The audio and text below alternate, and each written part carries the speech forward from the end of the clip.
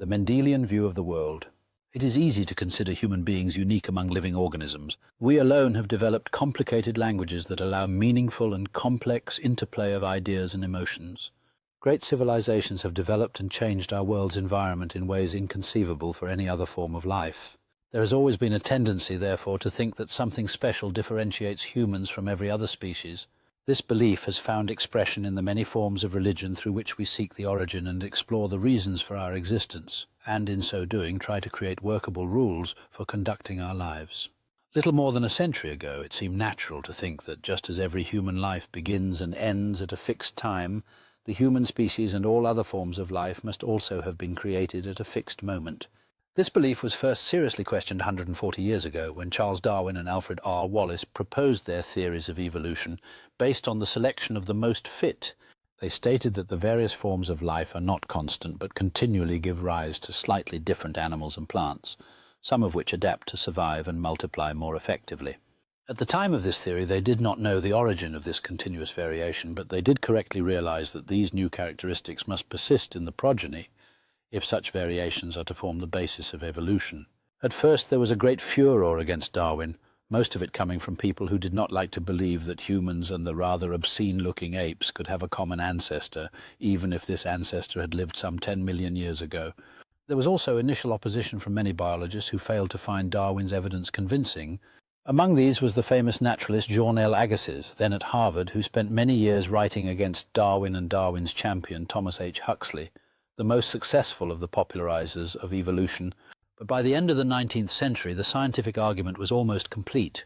Both the current geographic distribution of plants and animals and their selective occurrence in the fossil records of the geologic past were explicable only by postulating that continuously evolving groups of organisms had descended from a common ancestor.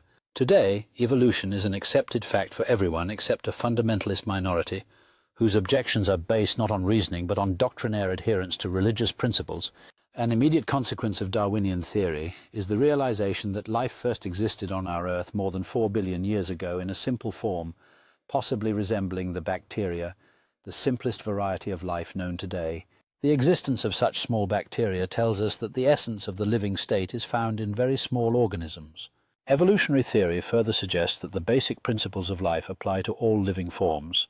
Mendel's discoveries. Gregor Mendel's experiments traced the results of breeding experiments, genetic crosses, between strains of peas differing in well-defined characteristics, like seed shape, round or wrinkled, seed color, yellow or green, pod shape, inflated or wrinkled, and stem length, long or short.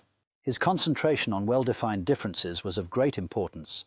Many breeders had previously tried to follow the inheritance of more gross qualities like body weight, and were unable to discover any simple rules about their transmission from parents to offspring.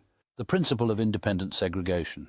After ascertaining that each type of parental strain bred true, that is, produced progeny with particular qualities identical to those of the parents, Mendel performed several crosses between parents, P differing in single characteristics such as seed shape or seed color.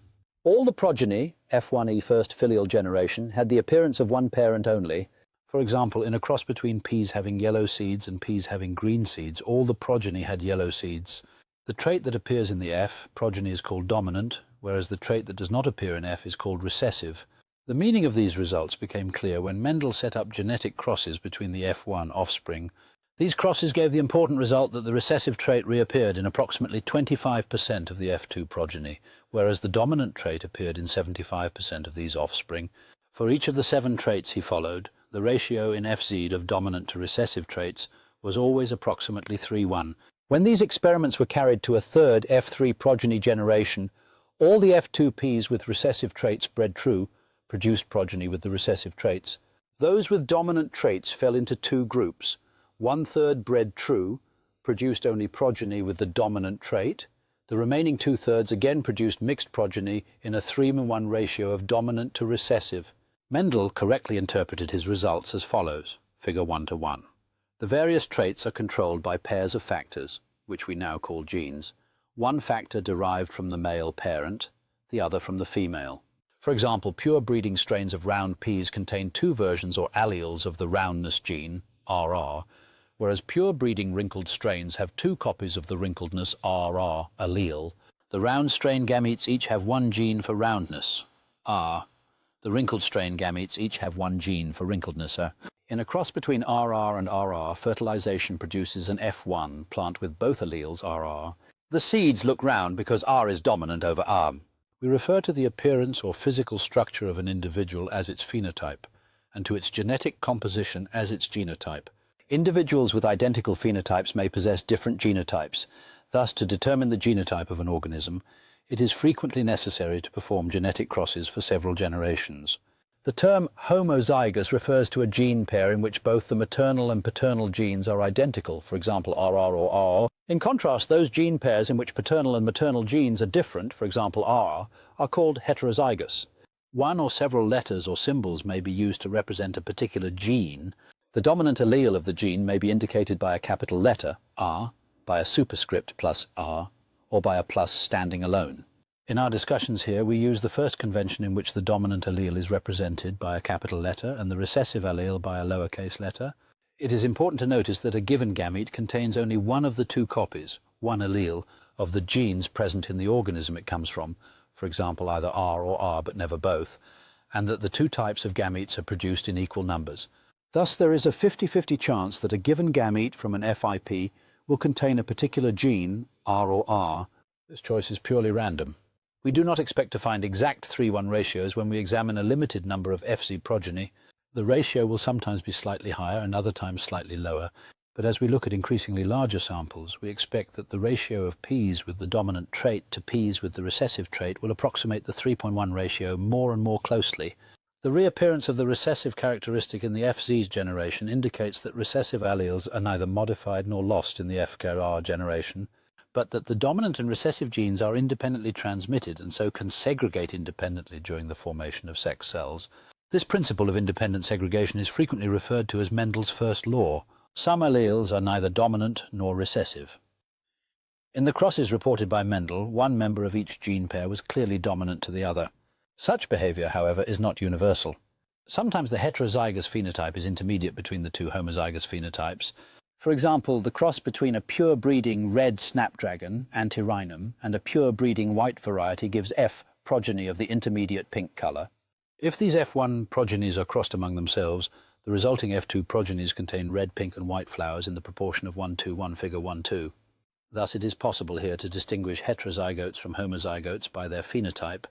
We also see that Mendel's laws do not depend on whether one allele of a gene pair is dominant over the other. Principle of independent assortment.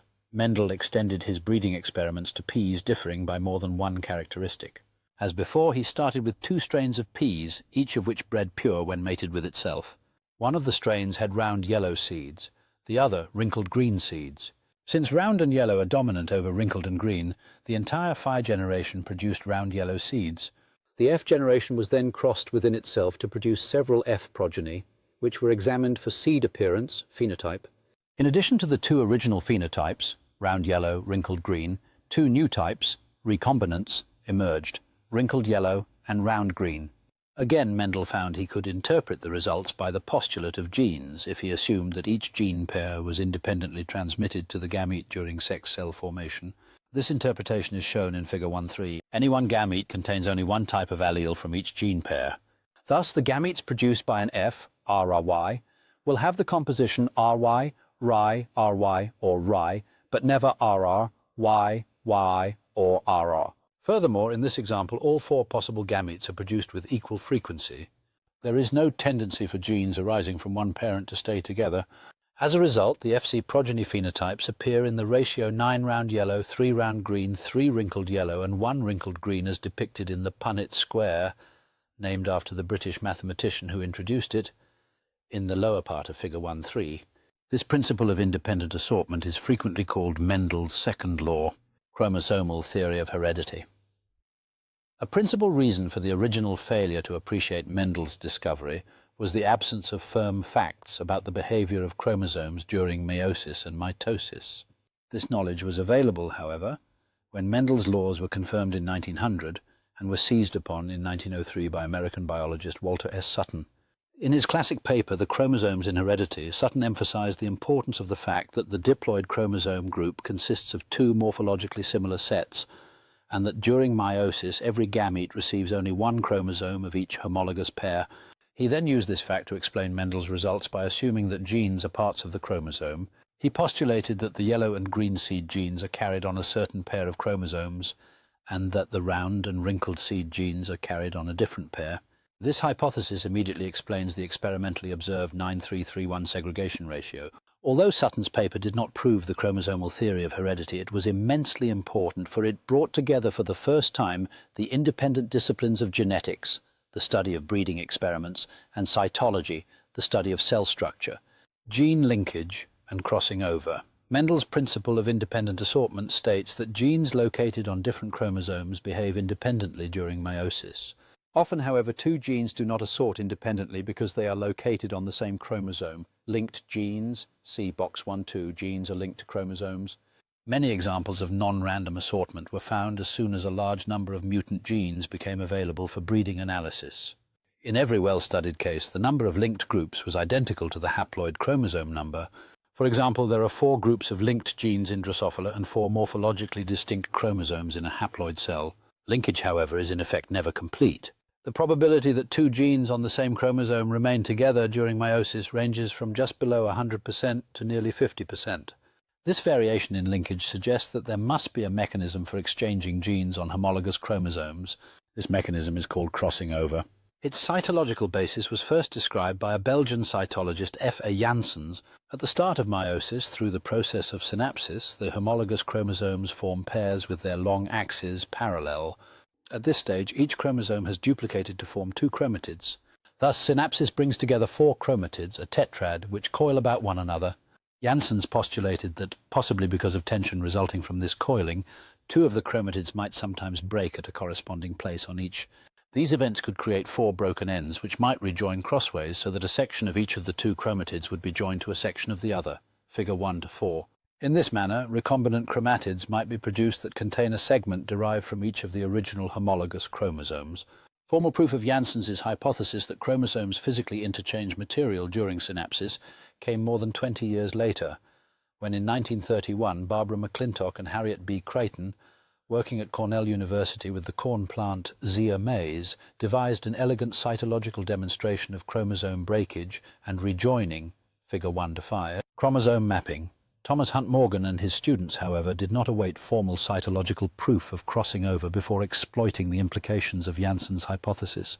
They reasoned that genes located close together on a chromosome would assort with one another much more regularly, close linkage, than genes located far apart on a chromosome. They immediately saw this as a way to locate, map, the relative positions of genes on chromosomes and thus to produce a genetic map. The way they used the frequencies of the various recombinant classes is very straightforward. Consider the segregation of 3 genes all located on the same chromosome. The arrangement of the genes can be determined by means of 3 crosses, in each of which 2 genes are followed, 2-factor crosses. A cross between AB and AB yields 4 progeny types, the 2 parental genotypes, AB and AB, and 2 recombinant genotypes, AB and AB. A cross between AC and AC similarly gives 2 parental combinations as well as the AC and AC recombinants, whereas a cross between BC and BC produces the parental types and the recombinants BC and BC.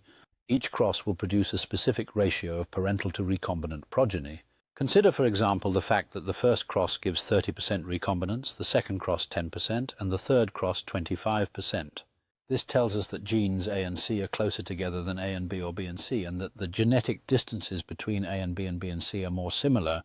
The gene arrangement that best fits these data is ACB, figure 1-6. The correctness of gene order suggested by crosses of 2 gene factors can usually be unambiguously confirmed by 3-factor crosses. When the 3 genes used in the preceding example are followed in the cross ABCX-ABC, 6 recombinant genotypes are found, figure 1-7. They fall into 3 groups of reciprocal pairs. The rarest of these groups arises from a double crossover. By looking for the least frequent class, it is often possible to instantly confirm or deny a postulated arrangement. The results in figure 1-7 immediately confirm the order hinted at by the 2-factor crosses. Only if the order is ACB does the fact that the rare recombinants are ACB and ACB make sense. The existence of multiple crossovers means that the amount of recombination between the outside markers A and B, AB, is usually less than the sum of the recombination frequencies between A and C, AC, and C and B, CB. To obtain a more accurate approximation of the distance between the outside markers, we calculate the probability, ACXCB, that when a crossover occurs between C and B, a crossover also occurs between A and C, and vice versa, CBXAC. This probability subtracted from the sum of the frequencies expresses more accurately the amount of recombination. The simple formula AB equals AC plus CB, 2ACCB, is applicable in all cases where the occurrence of one crossover does not affect the probability of another crossover. Unfortunately, accurate mapping is often disturbed by interference phenomena, which can either increase or decrease the probability of correlated crossovers. Using such reasoning, the Columbia University group headed by Morgan had by 1915 assigned locations to more than 85 mutant genes in Drosophila, Table 1.1, placing each of them at distinct spots on one of the 4 linkage groups, or chromosomes. Most importantly, all the genes on a given chromosome were located on a line. The gene arrangement was strictly linear and never branched. The genetic map of one of the chromosomes of Drosophila is shown in Figure 1.8. Distances between genes on such a map are measured in map units, which are related to the frequency of recombination between the genes. Thus, if the frequency of recombination between 2 genes is found to be 5%, the genes are said to be separated by 5 map units. Because of the high probability of double crossovers between widely spaced genes, such assignments of map units can be considered accurate only if recombination between closely spaced genes is followed. Even when 2 genes are at the far ends of a very long chromosome, they assort together at least 50% of the time because of multiple crossovers. The 2 genes will be separated if an odd number of crossovers occurs between them, but they will end up together if an even number occurs between them. Thus, in the beginning of the genetic analysis of Drosophila, it was often impossible to determine whether 2 genes were on different chromosomes or at the opposite ends of one long chromosome. Only after large numbers of genes had been mapped was it possible to demonstrate convincingly that the number of linkage groups equaled the number of cytologically visible chromosomes. In 1915, Morgan, with his students Alfred H. Sturtevant, Herman J. Muller and Calvin B. Bridges, published their definitive book, The Mechanism of Mendelian Heredity, which first announced the general validity of the chromosomal basis of heredity. We now rank this concept, along with the theories of evolution and the cell, as a major achievement in our quest to understand the nature of the living world. The origin of genetic variability through mutations. It now became possible to understand the hereditary variation that is found throughout the biological world, and that forms the basis of the theory of evolution. Genes are normally copied exactly during chromosome duplication. Rarely, however, changes, mutations, occur in genes to give rise to altered forms, most, but not all, of which function less well than the wild-type alleles. This process is necessarily rare. Otherwise, many genes would be changed during every cell cycle, and offspring would not ordinarily resemble their parents. There is instead a strong advantage in there being a small but finite mutation rate. It provides a constant source of new variability necessary to allow plants and animals to adapt to a constantly changing physical and biological environment. Surprisingly, however, the results of the Mendelian geneticists were not avidly seized upon by the classical biologists. They were the authorities on the evolutionary relations between the various forms of life. Doubts were raised about whether genetic changes of the type studied by Morgan and his students were sufficient to permit the evolution of radically new structures like wings or eyes. Instead, these biologists believed that there must also occur more powerful macromutations, and that it was these events that allowed great evolutionary advances. Gradually, however, doubts vanished, largely as a result of the efforts of the mathematical geneticists Sewell Wright, Ronald A. Fisher, and John Burdon Sanderson Haldane. They showed that, considering the great age of Earth, the relatively low mutation rates found for Drosophila genes, together with only mild selective advantages, would be sufficient to allow the gradual accumulation of new favourable attributes. By the 1930s, biologists began to re-evaluate their knowledge on the origin of species and to understand the work of the mathematical geneticists. Among these new Darwinians were biologist Julian Huxley, a grandson of Darwin's original publicist Thomas Huxley, geneticist Theodosius Dobzhansky, paleontologist George Gaylord Simpson, and ornithologist Ernst Mayr. In the 1940s, all 4 wrote major works, each showing from his special viewpoint how Mendelianism and Darwinism were indeed compatible, early speculations about what genes are and how they act. Almost immediately after the rediscovery of Mendel's laws, geneticists began to speculate about both the chemical structure of the gene and the way it acts. No real progress could be made, however, because the chemical identity of the genetic material remained unknown. Even the realization that both nucleic acids and proteins are present in chromosomes did not really help, since the structure of neither was at all understood. The most fruitful speculations focused attention on the fact that genes must be, in some sense, self-duplicating. Their structure must be exactly copied every time one chromosome becomes two. This fact immediately raised the profound chemical question of how a complicated molecule could be precisely copied to yield exact replicas. Some physicists also became intrigued with the gene, and when quantum mechanics burst on the scene in the late 1920s, the possibility arose that in order to understand the gene, it would first be necessary to master the subtleties of the most advanced theoretical physics. Such thoughts, however, never really took root, since it was obvious that even the best physicists or theoretical chemists would not concern themselves with a substance whose structure still awaited elucidation. There was only one fact that they might ponder: Muller and L.J. Stadler's independent 1927 discoveries that X-rays induce mutations. Since there is a greater possibility that an X-ray will hit a larger gene than a smaller gene, the frequency of mutations induced in a given gene by a given X-ray dose yields an estimate of the size of this gene. But even here, so many special assumptions were required that virtually no one, not even Muller and Stadler themselves, took the estimates very seriously. Preliminary attempts to find a gene-protein relationship. The most fruitful early endeavours to find a relationship between genes and proteins examined the ways in which gene changes affect which proteins are present in the cell. At first these studies were difficult, since no one knew anything about the proteins that were present in structures such as the eye or the wing. It soon became clear that genes with simple metabolic functions would be easier to study than genes affecting gross structures.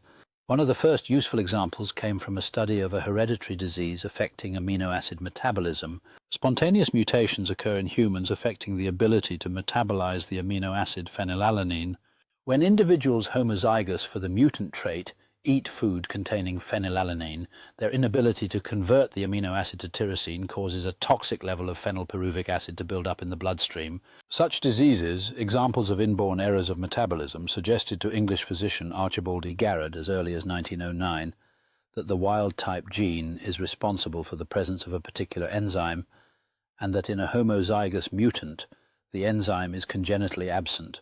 Garrod's general hypothesis of a gene-enzyme relationship was extended in the 1930s by work on flower pigments by Haldane and Rose Scott Moncrief in England, studies on the hair pigment of the guinea pig by Wright in the United States, and research on the pigments of insect eyes by Acune in Germany, and by Boris Efrossi and George W. Beadle, working first in France and then in California. In all cases, the evidence revealed that a particular gene affected a particular step in the formation of the respective pigment, whose absence changed, say, the colour of a fly's eyes from red to ruby.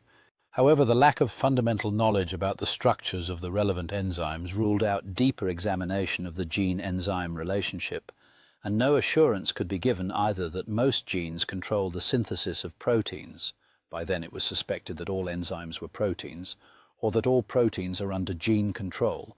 As early as 1936, it became apparent to the Mendelian geneticists that future experiments of the sort successful in elucidating the basic features of Mendelian genetics were unlikely to yield productive evidence about how genes act. Instead, it would be necessary to find biological objects more suitable for chemical analysis. They were aware, moreover, that contemporary knowledge of nucleic acid and protein chemistry was completely inadequate for a fundamental chemical attack on even the most suitable biological systems.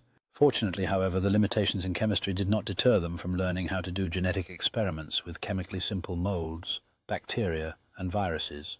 As we shall see, the necessary chemical facts became available almost as soon as the geneticists were ready to use them. Summary. Heredity is controlled by chromosomes, which are the cellular carriers of genes. Hereditary factors were first discovered and described by Mendel in 1865, but their importance was not realized until the start of the 20th century. Each gene can exist in a variety of different forms called alleles. Mendel proposed that a hereditary factor, now known to be a gene for each hereditary trait, is given by each parent to each of its offspring. The physical basis for this behavior is the distribution of homologous chromosomes during meiosis. One, randomly chosen, of each pair of homologous chromosomes is distributed to each haploid cell. When two genes are on the same chromosome, they tend to be inherited together, linked. Genes affecting different characteristics are sometimes inherited independently of each other because they are located on different chromosomes. In any case, linkage is seldom complete because homologous chromosomes attach to each other during meiosis and often break at identical spots and rejoin crossways, crossing over. Crossing over transfers genes initially located on a paternally derived chromosome onto gene groups originating from the maternal parent, Different alleles from the same gene arise by inheritable changes, mutations in the gene itself. Normally, genes are extremely stable and are copied exactly during chromosome duplication. Mutation occurs only rarely and usually has harmful consequences. Mutation does, however, play a positive role, since the accumulation of rare favorable mutations provides the basis for genetic variability that is presupposed by the theory of evolution. For many years, the structure of genes and the chemical ways in which they control cellular characteristics were a mystery.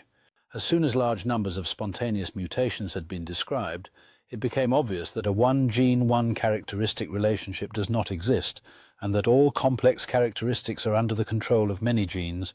The most sensible idea, postulated by Garrod in 1909, was that genes affect the synthesis of enzymes.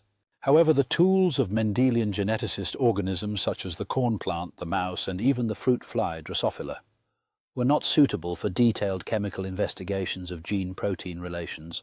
For this type of analysis, working with much simpler organisms was to become indispensable,